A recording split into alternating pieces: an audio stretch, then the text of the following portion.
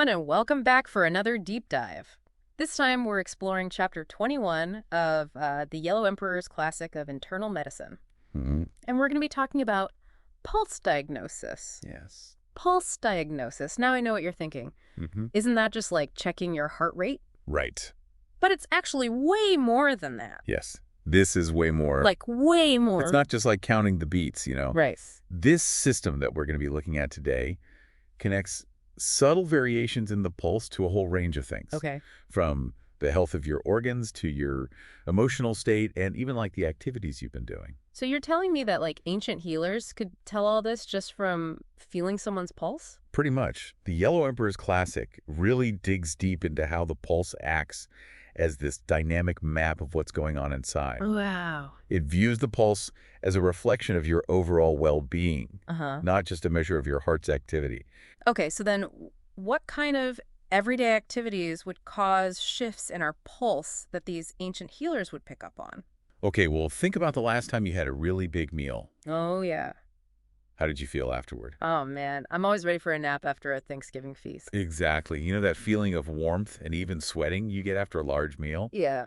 The Yellow Emperor's classic links that to your stomach meridian, Okay. one of those energy pathways. What are those energy pathways? That you might have heard of in acupuncture. Yeah, so it's not just that I'm full. Right. It's like my body is actually working to process all that food. Exactly. And my pulse is reflecting that. Yeah. And it goes beyond just eating, too. Okay. Like imagine you're walking down a dark street and suddenly someone jumps out. Oh, yeah. Your heart starts to race, right? Yeah, for sure. Well, the text says that kind of startled sweating that you get that comes from the heart meridian. Oh, wow. It's as if each organ has its own way of expressing itself through the pulse and even through sweat. Okay, so we're talking about specific pulse variations corresponding to different organs and emotions. That's the core idea. Wow. The Yellow Emperor's classic suggests that when one of these meridians, these energy pathways, is out of balance, it creates this ripple effect throughout the body. Okay. And that ripple shows up in your pulse. So it's like our pulse is a window into this web of energy flowing through us. Exactly. That's constantly adapting to our experiences. Yeah. And even our emotions. Precisely. And the text goes even deeper. Okay. It describes the journey of food and water through the body. And it highlights the importance of what it calls essence. Essence. What is that? Well, think of it like this. Okay. Essence is the vital energy that we extract from food and drink.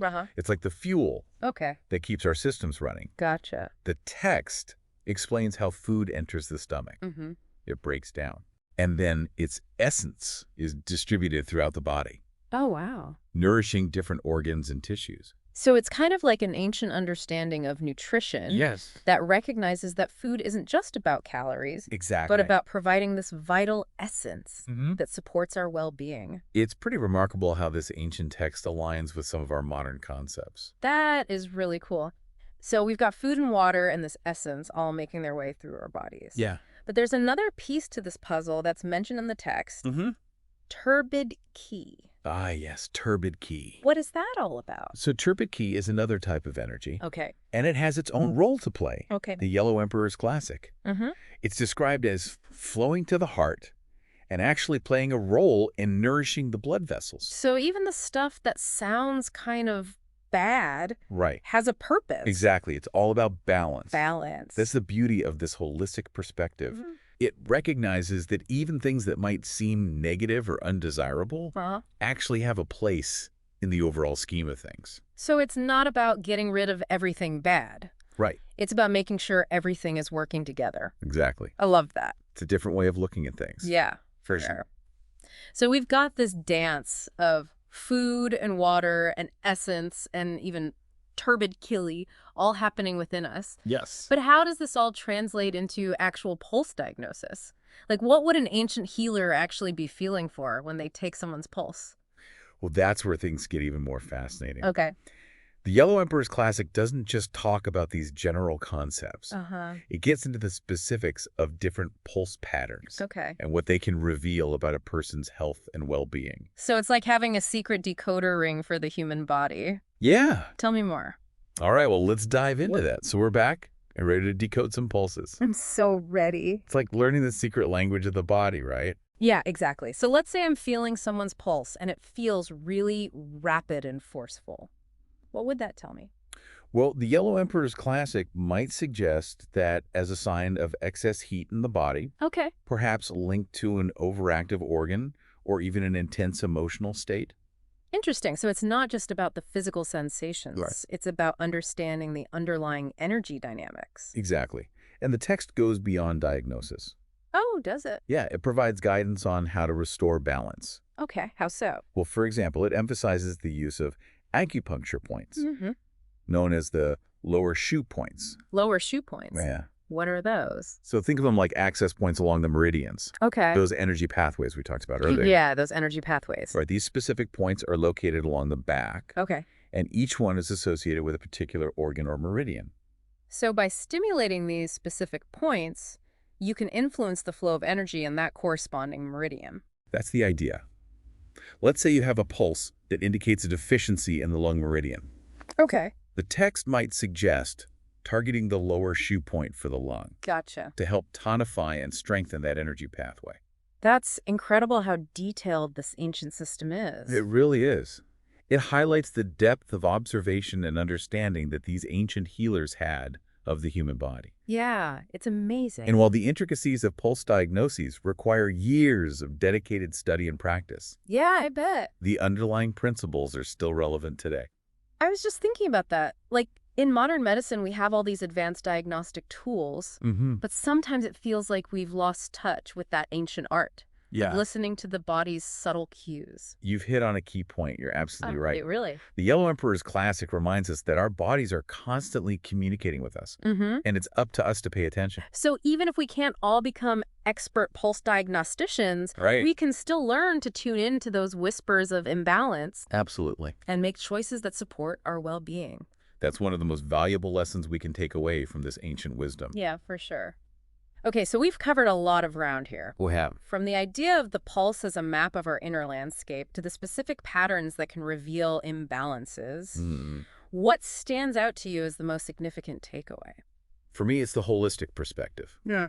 This text emphasizes that our physical, emotional, and even spiritual well-being are all interconnected Okay. and reflected in the subtle language of our pulse. I totally agree. It's a powerful reminder that our bodies are constantly trying to communicate with us. Yes. And if we pay attention, we can learn so much. Exactly. We've only just begun to decode the secrets of the Yellow Emperor's wisdom. I know, right? There's still so much more to uncover. Definitely stay tuned, because in the final part of our deep dive, we'll explore even more fascinating insights from this incredible text. All right, so here we are for the final part of our deep dive into pulse diagnosis. Yeah, it's been quite a journey. It really has, exploring this ancient approach to understanding the body's signals. I know.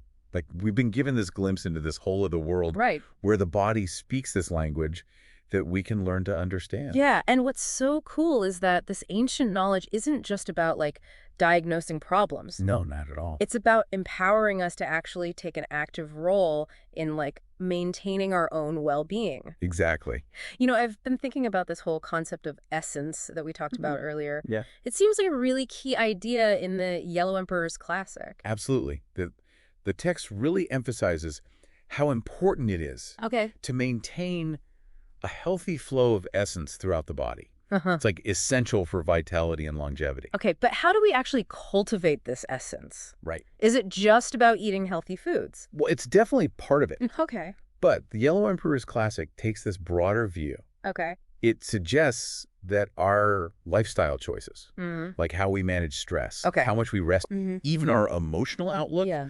all of that influences the quality and flow of essence within us. So it's not just about what we put into our bodies, Yeah. but also about how we live our lives, how we think and feel and interact with the world. Exactly. Our bodies are these dynamic systems that are constantly adapting to our internal and external environments. Yeah. And the pulse, according to this ancient text, is like a reflection of this interplay. It's a really powerful concept that we have agency in shaping our own health Right. and well-being. Yeah, it's really cool. Yeah. And I think that's what makes this exploration of pulse diagnosis so relevant, even thousands of years later. Yeah, for sure. It's like this call to pay attention to our bodies, Mm-hmm. to learn their language, Yeah. and to make choices that support this harmony and balance. As we wrap up our deep dive today, Is there one final takeaway you'd like to leave our listeners with? I think the most important message is that your body is constantly communicating with you. It's sending these subtle signals about what it needs. Whether you dive into the intricacies of pulse diagnoses or just start paying closer attention to your own energy levels and your emotional responses, the key is to cultivate that awareness and make choices that support your overall well-being. That's a beautiful way to put it. It's an ongoing conversation. Right. Between our minds and our bodies and the world around us. I love that. Well, a huge thank you to you for guiding us through this fascinating exploration of pulse diagnosis. It's been my pleasure. And to all of you out there for joining us on this deep dive. Yeah. Thanks for listening, everyone. Until next time, keep exploring, keep listening, and keep those pulses balanced.